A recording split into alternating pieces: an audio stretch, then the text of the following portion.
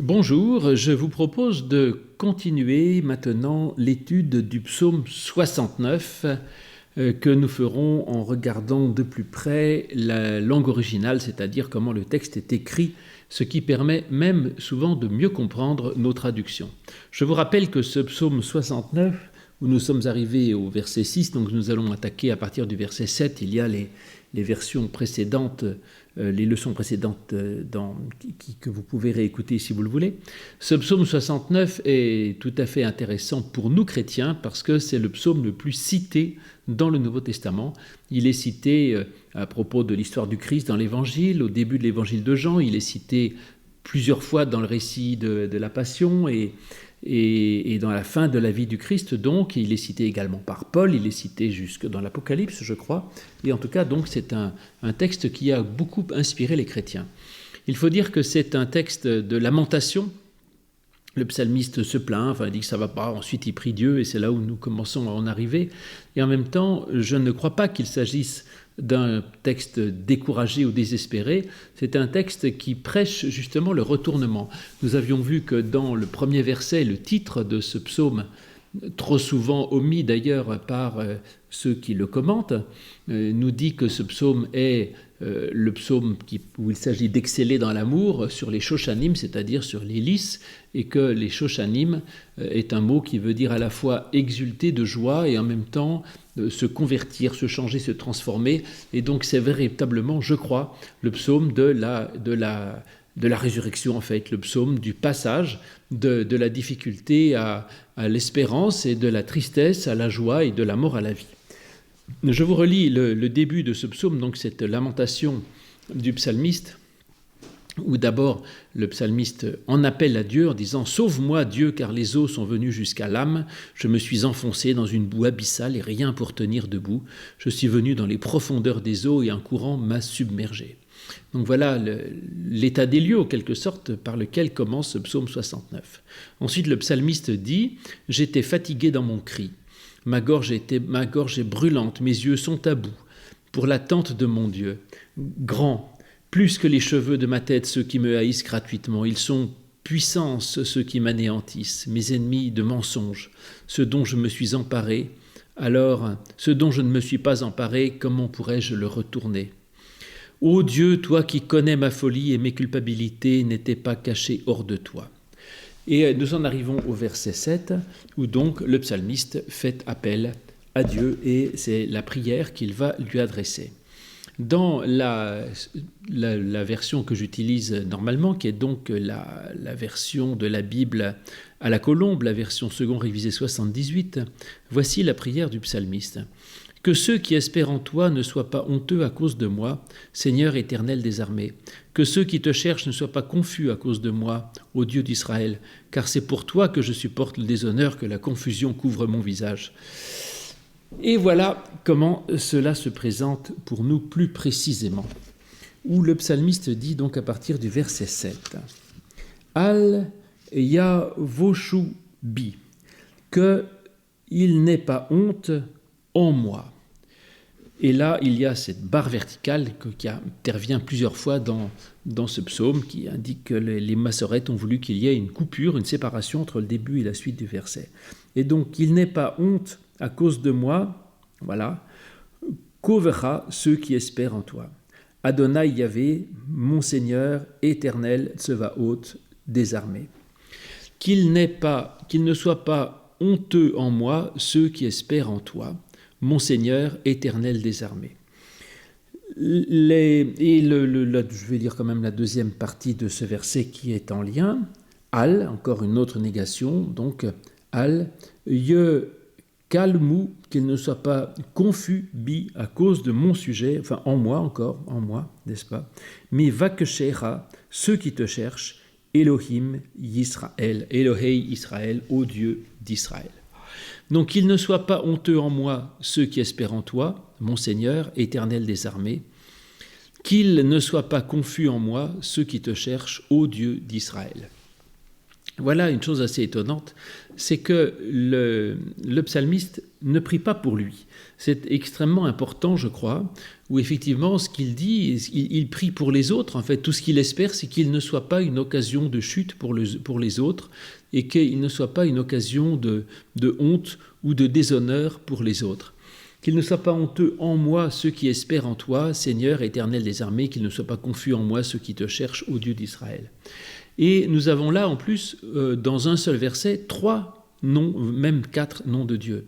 Il est appelé Seigneur, effectivement, il est appelé Seigneur Adonai, il est appelé Yahvé, le tétragramme, qu'on appelle éternel, il est appelé Tsevaot, c'est-à-dire des armées, sous-entendu des armées célestes, c'est-à-dire du Dieu cosmique, et il est appelé à la fin Elohim, c'est-à-dire Dieu, et Elohei Israël, Dieu d'Israël. Donc on a pratiquement tous les noms de Dieu qui sont là dans ce verset, ce qui montre que Dieu est présent sous toutes ses formes. Nous avions dit que Elohim, c'est vraiment le Dieu de la transcendance, c'est le Dieu qui est au ciel, autrement dit. Adonai, c'est mon Seigneur, c'est celui avec lequel j'ai une relation personnelle et que je veux servir et qui me protège. Et Yahvé, le tétragramme, c'est le Dieu de grâce, celui qui se présente à Moïse au buisson ardent pour dire qu'il a vu la misère du peuple et qu'il va donc le libérer. Et donc on a Dieu sous toutes ses formes.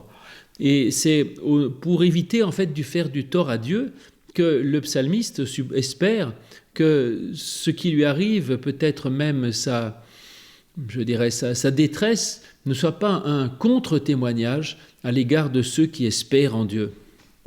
Et il espère bien que, en fait, les autres vont continuer à croire en Dieu et que, par conséquent, ce ne soit pas une façon pour eux de douter même de la présence de Dieu, le fait qu'il ait tant de difficultés. Le fait qu'il prie pour les autres et non pas pour lui est une chose assez belle et assez importante, parce qu'en effet, il commence par prier pour les autres et non pas pour lui. La tradition rabbinique dit que dans le livre de Job, il lui arrive plein de malheurs, c'est épouvantable, et Job est restitué dans tous ses biens et dans toutes ses possessions et tout ce qu'il avait, à partir du moment où il est écrit que Job prie pour ses amis. Au lieu de se lamenter sur lui, tout à coup, il pense aux autres. Eh bien, c'est ce que fait là le psalmiste. Au lieu de demander du secours pour lui, il espère simplement que son malheur ne sera pas pour les autres une façon d'être confondu, d'être honteux, de se perdre finalement à cause de ce qui lui arrive. Il se sent une responsabilité, peut-être de représenter un peu Dieu parce qu'il est croyant, ou il a peur que ce soit une mauvaise publicité pour Dieu. En tout cas, il pense tout à fait aux autres et il craint que lui-même puisse être un obstacle, un problème pour que les autres puissent accéder à Dieu. Ensuite, on peut le lire un petit peu autrement si l'on veut. En effet, en enlevant les signes diacritiques, c'est-à-dire qui mettent les virgules, si vous voulez, dans la phrase qui ont été rajoutées par les massorettes, on pourrait lire « qu'il n'ait pas honte ceux qui espèrent en toi par moi ». En effet, on pourrait effectivement le mettre par moi autrement, le mettre avant, en disant qu'il ne soit pas honteux ceux qui espèrent en moi, ceux qui espèrent en toi par moi. Autrement dit, ceux qui sont ses disciples, enfin ceux auxquels il a amené à Dieu, et qui ne soient pas confus, ceux qui te cherchent par moi. Donc ce par moi peut être compris autrement que tel qu'on le traduit d'habitude. Quant à ces deux mots qui désignent la honte, vosh et kalam, c'est deux façons différentes de parler de la honte. La tradition rabbinique dit que c'est deux hontes différentes. Bosh, c'est la honte intérieure, et kalima, c'est la confusion publique donnée par les autres. Et donc il y a deux menaces possibles, je dirais, pour celui qui risquerait de perdre la foi. D'abord celui qui serait confus en lui-même, parce qu'il pourrait douter de Dieu, et ensuite il y a celui qui se sentirait gêné de sa propre foi parce que les autres lui feraient honte, ou parce que les autres, autrement dit, se moqueraient de lui. Au verset 8, le verset 8 qui dit normalement « Car c'est pour toi que je supporte les déshonneurs, que la confusion couvre mon visage », il n'y a pas de grand mystère là dans l'hébreu. En effet, il dit Ki alecha nasati cherapa, car alecha, pour toi, nasati, je porte l'insulte, je porte une insulte. Kasita, kalma, recouvre une confusion. Pani, ma face. Car sur toi j'ai porté l'insulte, la confusion recouvrait ma face. Ce sur toi j'ai porté l'insulte, on l'a compris effectivement en disant que c'est à cause de toi que je porte l'insulte. Autrement dit, soit parce que c'est une façon indirecte du psalmiste de dire à Dieu, en fait, c'est parce que tu m'as pas aidé que tout le monde se fiche de moi. C'est-à-dire que les gens doutent de toi parce que je suis dans la difficulté et donc les autres risquent de ne pas croire. Ou alors, c'est peut-être aussi que lui-même finalement n'a pas forcément bien agi et qu'il est lui-même peut-être un risque que les autres ne croient pas tout à fait bien en lui parce qu'il n'est pas du tout parfait. En tout cas, le psalmiste dit, et ça a été compris comme ça dans l'Évangile, que Jésus il subit l'opprobre, il va subir le déshonneur et la confusion à cause de son service en Dieu. Et qu'en fait, c'est pas que Dieu ne l'ait pas aidé, c'est que le fait de servir Dieu et le fait de vouloir être fidèle lui a entraîné un certain nombre de difficultés, évidemment, et de problèmes. Au verset 9, où le psalmiste continue d'expliquer tous ces problèmes, quand il dit « Mouzar Haïti », je suis devenu Mouzar, un étranger. Zour, ça veut dire être étranger, ça vient de presser, écraser, parce qu'à l'époque, ce n'était pas tout à fait très agréable que d'être étranger. Et donc, Mouzar Haïti, j'ai été étranger, le ira pour mes frères. J'ai été un étranger pour mes frères. Ce qui est important, c'est que effectivement, ça le coupe de ses propres frères, et en même temps, l'hébreu utilise là le verbe être, haïti, et qui est normalement pas utilisé. C'est-à-dire que l'hébreu n'utilise le verbe être que quand vraiment il veut parler d'une identification ontologique, pourrions-nous dire. Et donc il ne dit pas « j'ai été un inconnu pour mes frères », mais il dit « mes frères m'ont totalement identifié à quelqu'un de fondamentalement étrange ». Donc ce n'est pas juste que ça l'a fâché avec ses frères. Ça, on s'y attend, et l'Évangile le dit à plusieurs reprises. D'abord, Jésus l'expérimente quand il est en train de prêcher, on lui dit « tes frères et ta mère et tes frères et sœurs veulent te parler », et il dit « qui sont ma mère, mes frères et mes sœurs, ce sont ceux qui font la volonté de mon Père ». Et on a l'impression que Jésus donc rejette ses propres frères et sœurs en disant que c'est pas le problème. À un autre moment, Jésus, quand il fait des miracles parmi les siens en Galilée, il ne croit pas en lui, et il dit « un prophète est méprisé dans son pays ». Donc on le voit, effectivement, le prophète est forcément mal compris par ses plus proches. Et puis, c'est également ce qu'il dira en disant « quiconque aime son père, sa mère, son frère ou sa sœur plus que moi n'est pas digne d'être mon disciple ». Et donc, effectivement, c'est compliqué d'être croyant et on risque d'être incompris même de ses propres frères ou sœurs de sang.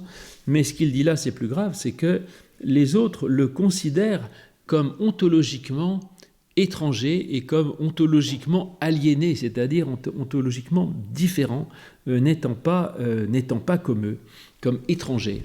Et ça veut dire qu'il y a une question de nature profonde, en fait. Et qu'en effet, c'est quelque chose que va développer, je crois, la prédication du Christ, justement montrant que la religion n'est pas une question d'héritage, n'est pas une question familiale, mais c'est une question personnelle et individuelle. Et donc c'est l'individu qui se convertit au Christ et qui choisit sa propre foi au risque d'être considéré comme étranger à sa propre famille. Lors des mariages, on dit l'homme quittera son père et sa mère et s'attachera à son conjoint. Finalement, on pourrait dire que dans la foi, il y a quelque chose comme ça, la capacité à dire ma famille, mes parents croyaient de telle ou telle manière, moi, je crois de telle façon qui est la mienne, et donc j'assume cette façon d'être moi-même et de ne pas être que forcément celui qui reproduit ce qui se passait chez mes frères et chez mes sœurs ou dans ma propre famille. Donc, voilà en effet ce qu'il dit. Me muzar hayiti le echai, je suis devenu un étranger pour mes frères. Ve nahri, et un inconnu. Nahri, c'est un étranger, un inconnu. Ça vient encore d'un mot assez négatif, de nakar, calamité, désastre, malheur. Et donc, un inconnu, livenei imi, pour les fils de ma mère. Les deux mots utilisés là, Zour et Nihiri, étranger, inconnu dans les deux cas. Dans le premier cas, je vous ai dit que Zour, ça voulait dire pressé, écrasé. Là ensuite que Nahar, ça veut dire une calamité, un désastre. C'est-à-dire qu'en fait, c'est deux... À chaque fois, c'est toujours un problème, en fait. C'est une grande difficulté, et le Christ va évidemment expérimenter ces difficultés. La tradition rabbinique dit que la différence entre ces deux mots qui veulent dire étranger ont une nuance entre eux. Alors, je ne sais pas si on peut l'observer dans la Bible elle-même, en tout cas, c'est ce que dit la tradition rabbinique. Elle dit que Zour, ça veut dire quelqu'un d'une nationalité étrangère, et que Nahar, c'est quelqu'un de son propre peuple qui avait été proche, mais qui finalement s'en est éloigné. Et qu'en particulier, c'est le mot utilisé pour parler d'Ésaü, qui est devenu étranger à Jacob. Et donc il y a deux façons d'être étranger, une façon où il est vraiment avec le verbe être totalement rendu étranger, et puis l'autre où effectivement il est les fils de sa mère, c'est-à-dire que ses frères de sang, eh bien il est devenu comme quelqu'un qui s'en est éloigné. Au verset 10, verset essentiel, vous allez le voir, qui ne hâte, car le zèle beitera de ta maison, achalateni m'a dévoré. Car le zèle de ta maison m'a dévoré, veut cherpot, et les insultes, chorpecha, de ceux qui t'insultent, les insultes de ceux qui t'insultent, niflou, sont tombés alaï sur moi. Oui, la jalousie de ta maison m'a dévoré, et les insultes de ceux qui t'insultent sont tombés sur moi. Alors là, évidemment, c'est un verset que l'on connaît bien, puisque il est cité dans l'évangile de Jean au moment les marchands du temple, au chapitre 2, quand Jésus est furieux à l'égard de tout ce commerce qu'il y a dans le temple de Jérusalem, où l'on faisait croire aux gens qu'ils devaient acheter des sacrifices pour se mettre en ordre avec Dieu. Et Jésus trouvait que la relation à Dieu, ce n'était pas une question d'avoir acheté des sacrifices, mais c'est l'amour. Et il dit, vous avez fait de ma maison une caverne de brigands, alors que ça devrait être une maison de prière. Et à ce moment-là, les gens sont surpris, et les disciples se souviennent de ce verset, donc 10 du psaume 69, « Le zèle de ta maison me dévore ». Alors, ce zèle, il est intéressant. Kin'a. Le zèle, c'est, en hébreu en tout cas, c'est l'ardeur. En effet, le zèle, dans le grec, il y a zélos, on traduit par le zèle, ce qui peut être le zèle ou la jalousie. Dans les deux cas, on peut le comprendre comme ça, puisque même kin'a veut dire l'ardeur, ça peut être le zèle et ça peut être aussi la jalousie. Et en fait, c'est même souvent la jalousie. Presque toujours dans le livre des Nombres, donc au début de la Bible, kin'a est traduit par la jalousie. Quand on dit que Dieu est un Dieu jaloux, ça veut dire qu'il ne supporte pas en fait qu'on s'égare et que Dieu veut vraiment qu'on soit centré sur lui. De toute façon, le propre de Dieu, c'est qu'on croit en lui. Si Dieu n'est pas au centre, il n'est plus Dieu et on tombe dans l'idolâtrie, c'est-à-dire qu'on met quelque chose d'autre au centre. Donc Dieu est un Dieu jaloux. On ne peut pas partager sa foi avec quelqu'un d'autre qu'avec Dieu, ou alors on n'est plus fidèle à Dieu, autrement dit. C'est ce que dit Jésus quand il dit « Nul ne peut servir Dieu et Mammon », ou il aimera l'un et méprisera l'autre, ou le contraire, mais en tout cas, on ne peut pas servir deux maîtres.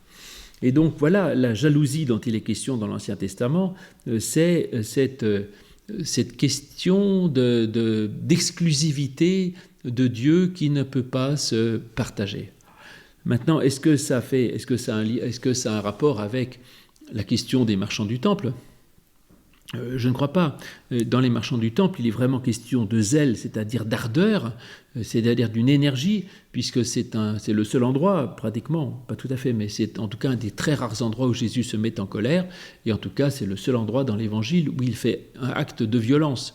On nous dit qu'il fait un fouet avec des cordes et qu'il renverse les tables, donc il y a une forme de violence, qui n'est pas très grave non plus, mais c'est quand même une forme de violence. Et donc il y a là une ardeur. Jésus a une ardeur, non pas pour lui, mais pour Dieu.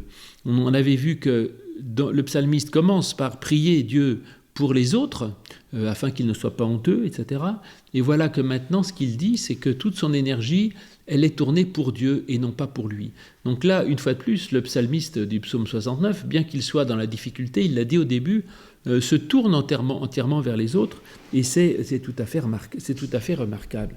Et il est évident que Jésus sera de celui-là, exprimant un zèle farouche pour lutter pour Dieu, pour défendre Dieu dans ce monde. Le zèle de ta maison me dévore, ça c'est au chapitre 2, verset 17, et Kinea, c'est également le mot qui a donné naissance à Cana en Galilée, ce qui est assez étonnant puisque la ville de Cana en Galilée n'existe pas, enfin on ne sait pas où c'est, vous savez les noces de Cana dans l'évangile de Jean, on n'a aucune idée de là où c'est, et c'est les versets juste avant ce passage, eh bien il y a effectivement l'histoire des noces de Cana, où il est question d'une union entre un marié, donc d'une noce, c'est-à-dire d'un mariage. Et c'est peut-être pas tout à fait un hasard, parce que on ne sait pas pourquoi on nous dit que ça se passe à Cana en Galilée, vous disais-je, sachant que cette ville est très mystérieuse et probablement inexistante même, mais que dans les noces de Cana, donc il est question d'une union. Or, le thème de l'union mystique est évidemment un des grands thèmes de la Bible, depuis l'Ancien Testament jusqu'à l'Apocalypse, où on dit que Dieu est appelé à s'unir à Dieu comme un fiancé s'unit à sa fiancée. Et ce thème sera repris par Jésus, qui sera présenté comme l'époux, et nous comme les vierges, sages ou folles, appelées à s'unir à l'époux qui est le Christ. Alors, du coup, dans les noces de Cana, on peut le voir évidemment comme l'idée que Jésus, transformant l'eau en vin, donne une joie nouvelle, et que quand on invite le Christ dans sa propre vie, eh bien, il y a une joie possible qui peut perdurer, alors que les joies terrestres sont limitées. Mais néanmoins, on peut se dire que ce n'est pas pour rien qu'on est dans une noce, c'est-à-dire dans un lieu d'union. Et là, il est question précisément d'une union mystique entre Dieu et l'homme. Et certains disent que dans les noces de Cana, il est question de l'époux, mais on n'entend pas parler de l'épouse. Et on ne sait pas où est l'épouse, elle n'est pas nommée, il n'est jamais question d'elle. Et certains disent que s'il n'est pas question de l'épouse, c'est que probablement c'est le lecteur lui-même. Et donc dans les noces de Cana, il s'agit du récit dans lequel nous sommes invités à nous unir d'une façon mystique au Christ lui-même, en quelque sorte. Alors du coup, on comprendrait que ces deux textes sur les chasseurs, les vendeurs chassés du temple, où il dit le zèle de ta maison me dévore, avec ce verbe hébreu, ce mot hébreu Cana, et ensuite quelques versets juste à côté où on nous dit à Cana, précisément, il se passe telle chose, où il y a un vin nouveau qui est servi. Et qu'on passe justement d'une logique de l'achat à une logique de la grâce. Et c'est peut-être ça le lien qu'il y a entre les deux textes qui se touchent donc dans l'évangile de Jean, des marchands du temple et des noces de Cana. Le lien, c'est Cana, l'ardeur, et que cette ardeur que Jésus a pour démonter cette idée d'une religion commerciale où il faudrait acheter à Dieu son pardon, acheter sa grâce, acheter sa relation par des sacrifices et par des rites et des actes religieux, et où on arrive au contraire dans le zèle de cette noce extraordinaire, où nous sommes invités à nous unir avec le Christ, et où le vin nouveau, la joie nouvelle, est simplement offerte en abondance, et les rites, puisque le vin vient des jarres de purification des Juifs, les rites juifs, les anciens rites, sont transformés en une source abondante de vin nouveau. Donc voilà ce Kinea, le zèle de ta maison me dévore, où il y a probablement quelque chose qui est important et qui est intéressant. En tout cas, l'évangile de Jean n'a certainement pas utilisé ce verset pour rien. Donc le zèle de ta maison me dévore, et les insultes de ceux qui t'insultent sont tombés sur moi. On a deux fois là le mot insulte, cherpa, la reproche, l'insulte, ça vient de haraf qui veut dire reprocher, insulter. Insulter, on l'avait déjà vu au verset 8. Et en effet, c'est donc les reproches de ceux qui te reprochent sont tombés sur moi. La fin de ce verset, je vous dis le début est cité en Jean 2, 12, et la fin du verset est citée par Paul dans l'Épître aux Romains au chapitre 15 et au verset 3. C'est donc un verset qui a la chance et l'honneur d'être cité 2 fois dans notre Bible. En effet, l'Épître aux Romains qui dit cela, « Nous qui sommes forts, nous devons supporter les faiblesses de ceux qui ne le sont pas, ne pas chercher ce qui nous plaît. Que chacun de nous plaise au prochain pour ce qui est bon, en vue de l'édification, car le Christ n'a pas cherché ce qui lui plaisait, mais selon ce qu'il est écrit, » là il cite le psaume que nous lisons, « Les outrages de ceux qui s'outragent sont tombés sur moi. » Le Christ n'a donc pas cherché ce qui lui plaisait, mais les outrages de ceux qui t'outragent sont tombés sur moi. Or, tout ce qui a été écrit d'avance l'a été pour notre instruction, afin que par la patience et par la consolation que donnent les Écritures, nous possédions l'espérance. Et donc voilà ce qu'il en est, effectivement, ce verset qui, pour Paul, est attribué au Christ, en disant que Jésus n'a pas cherché pour lui d'être tranquille et peinard, mais qu'il a été prêt à se battre pour nous et à assumer tout ce rejet de Dieu, de prendre sur lui tout ce rejet de Dieu et que retombe sur lui toute la violence que les gens peuvent avoir à l'égard de Dieu. Oui, la jalousie de ta maison m'a dévoré et les insultes de ceux qui t'insultent sont tombés sur moi. Et au verset 11, « Ve evrei, et je pleure, Botsom dans le jeûne Nafeshei, et je pleure dans le jeûne de mon âme. » Et donc, il pleure, voilà, c'est tout à fait possible. Vatehi, et c'est, encore une fois, le verbe être, c'est décidément assez rare, Vatehi, le harpot des insultes lit pour moi. Voilà les insultes qui reviennent pour la 3e fois en 2 versets, c'est-à-dire que le psalmiste, il a des insultes sur insultes et sur insultes, c'est-à-dire qu'il a sans arrêt des reproches, des insultes, des outrages qui lui sont donnés, et il pleure dans le jeûne de son âme. Alors pourquoi je pleure mon âme dans le jeûne, ou il pleure dans le jeûne de son âme, on ne sait pas très bien. En tout cas, il pleure dans le jeûne de son âme, c'est-à-dire que lui-même, il se prive de beaucoup de choses pour pouvoir servir Dieu, et ça le plonge dans effectivement une difficulté, une épreuve très profonde, mais qu'on se rend compte que toute cette épreuve dont il était question au début, en fait, il fait simplement de reprendre sur lui ce qui est normalement destiné à Dieu. C'est-à-dire, je ne crois pas qu'il crie, le psalmiste, à l'injustice fondamentalement, en disant « mais c'est pas juste, j'ai rien fait ». Ce qu'il dit, c'est qu'en fait, il comprend très bien d'où vient ce mal qui lui est fait. Il lui est fait parce qu'il a été serviteur fidèle.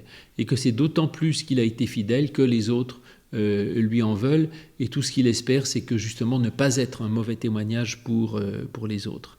Et donc voilà, il pleure dans le jeûne de son âme, c'est-à-dire qu'il se prive même de tout ce qu'il peut pour Dieu, et tout cela, même quand il jeûne pour son âme, même quand il essaye de donner et de ne pas consommer pour lui, de ne pas chercher son propre plaisir, eh bien, ce ne sont que des insultes qui retombent sur lui. Mais ce psaume n'est pas fini, il y a encore d'autres histoires, d'autres problèmes et aussi d'autres espérances dans ce psaume 69, et je vous donne donc rendez-vous bientôt pour la suite de ce psaume. À bientôt.